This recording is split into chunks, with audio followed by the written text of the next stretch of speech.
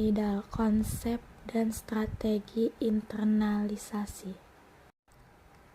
Pengertian i'tidal. Ketika kita berbicara tentang moderasi beragama, maka tidak akan terlepas dari yang namanya i'tidal atau bersikap profesional. Pada dasarnya, adil berasal dari bahasa Arab yang memiliki makna lurus, lawan dari bengkok. Orang yang adil harus berjalan lurus dan sikapnya harus menggunakan ukuran yang sama, bukan ganda. Januari 2017. Secara etimologi, bahwa kata adil terambil dari kata i'tidal adalah yang terdiri dari huruf-huruf ain, dal, dan lam. Rangkaian dari huruf-huruf tersebut memiliki makna bertolak belakang, yaitu lurus dan sama serta tidak bengkok dan berbeda.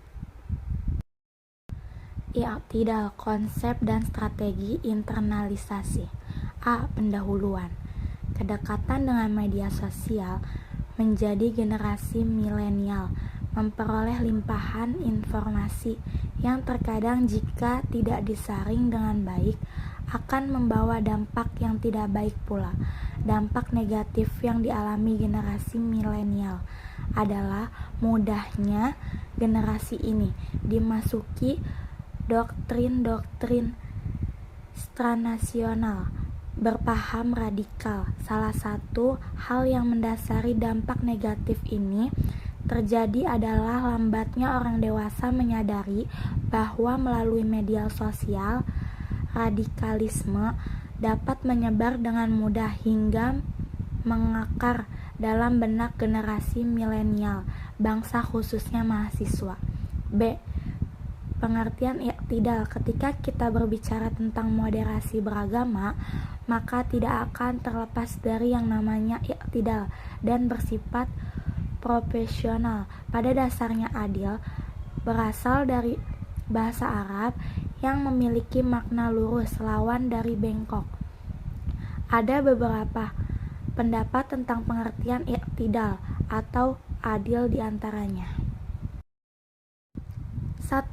Menurut Kartono, adil memiliki makna tidak berat sebelah, berbuat sepatutnya atau tidak sewenang-wenang, mendapat perilakuan atau jaminan yang sama.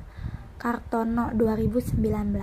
2. Menurut Karhan Mansur, ada beberapa makna terkait adil, yaitu A. Adil ialah meletakkan suatu pada tempatnya. B. Adil ialah menerima hak tanpa lebih dan memberikan orang lain tanpa kurang. C. Adil ialah memberikan hak setiap yang berhak secara lengkap, tanpa lebih, tanpa kurang antara sesama yang berhak, dalam keadaan yang sama, dan penghukuman orang jahat atau orang yang melanggar hukum sesuai dengan kesalahan dan pelanggaran. 3.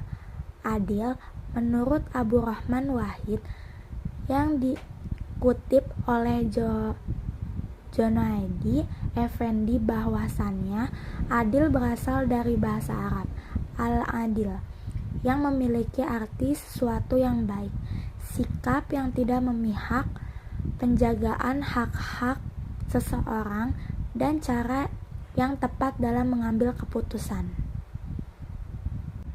C. Referensi nilai i'tidal. Islam sangat menekankan sikap adil dalam segala aspek kehidupan karena Allah Subhanahu wa taala memerintahkan kepada umat manusia supaya berperilaku adil, baik kepada Allah Subhanahu wa taala, dirinya sendiri, dan orang lain. Al-Quran memandang bahwa keadilan merupakan inti ajaran Islam yang mencakup semua aspek kehidupan.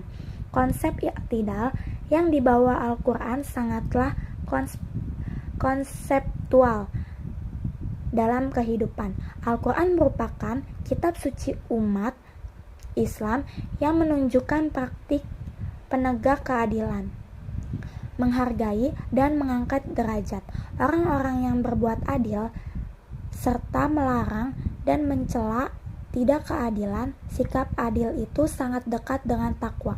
Sebagaimana firman Allah Subhanahu wa taala dalam surat Al-Maidah ayat 8. Bismillahirrahmanirrahim. I'dilu wa aqwabu littaqwa. Artinya, berlaku adillah karena adil itu lebih dekat dengan takwa. Al-Maidah ayat 8. D. Indikator nilai i'tidal. Moderasi dan sikap moderat dalam beragama selalu berkonsentrasi dengan nilai-nilai yang ada di kanan dan kirinya. Dan untuk melakukan hal tersebut, untuk menetapkan sikap kita apakah sudah mengarah ke hal yang moderat, maka perlunya upaya supaya bisa terukur. Indikator nilai-nilai i'tidal adalah sebagai berikut. 1. Menempatkan suatu pada tempatnya. 2. Tidak berat sebelah. 3. Proporsional dalam menilai sesuatu. 4. Berlaku konsisten. 5. Menjaga keseimbangan antara hak dan kewajiban. 6. Mempertahankan hak pribadi dan memberikan hak orang. Tujuan dan urgensi nilai i'tidal. 1. Akidah. A. Keseimbangan dalam menggunakan dalil akli dan dalil nakli. B. Memurnikan akidah dan mempengaruh luar Islam. C. Tidak gampang menilai salah satu, menjauhkan vonis syirik, bid'ah, apalagi kafir. 2. Syariat. A.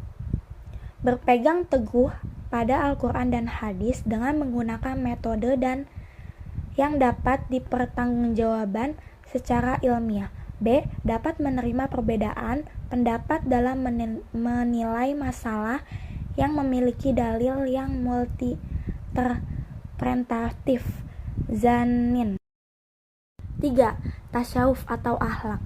A. Tidak mencegah bahkan menganjurkan usaha memperdalam penghayatan ajaran Islam selama menggunakan cara yang tidak bertentangan dengan prinsip-prinsip hukum Islam. B. Mencegah sikap berlebihan atau gulu dalam menilai sesuatu. C. Berpendoman kepada akhlak yang luhur, misalnya sikap syaja'ah atau berani, antara penakut dan ngawur atau sembrono. Sikap tawawud, antara sombong dan rendah diri. Dan sikap dermawan, antara kikir dan boros. 4. Pergaulan antara golongan. A. Mengakui watak manusia yang senang berkumpul dan berkelompok berdasarkan unsur pengikatnya masing-masing. B. Mengembangkan toleransi kepada kelompok dan berbeda. C. Berpergaulan antara golongan harus atas dasar saling menghormati dan menghargai. D. Bersikap tegas kepada pihak yang nyata-nyata memusuhi agama Islam. 5. Kehidupan bernegara. A. NKRI, Negara Kesatuan Republik Indonesia, harus tetap dipertahankan karena merupakan kesepakatan seluruh komponen bangsa. B. Selalu taat dan patuh kepada pemerintah dengan semua aturan yang dibuat, selama tidak bertentangan dengan ajaran agama. C. Tidak melakukan pemberontakan atau kudeta kepada pemerintah yang sah.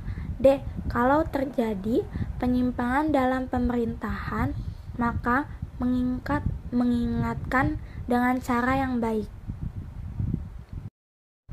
6. Kebudayaan. A. Kebudayaan harus ditempatkan pada kedudukan yang wajar, dinilai dan diukur dengan norma dan hukum agama. B. Kebudayaan yang baik dan rindak bertentangan dengan agama dapat diterima dari manapun datangnya, sedangkan yang tidak baik harus ditinggal. C. Dapat menerima kebudayaan baru yang baik dan melestarikan budaya lama yang masih relevan. 7. Dakwah. A. Berdakwah bukan untuk menghukum atau memberikan vonis bersalah, tetapi mengajak masyarakat menuju jalan yang ridhoi Allah Subhanahu wa taala. B. Bertakwa dilakukan dengan tujuan dan sasaran yang jelas. C.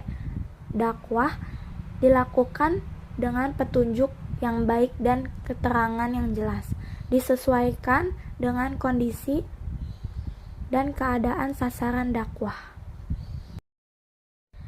Internalisasi nilai i'tidal dalam pelajaran perkuliahan PAI. 1. Konsep keseluruhan dan implikasinya dalam kehidupan sosial. A. Menempatkan suatu pada tempatnya. B. Profesional dalam menilai sesuatu. C. Mempertahankan hak pribadi dan memberikan hak orang lain. 2.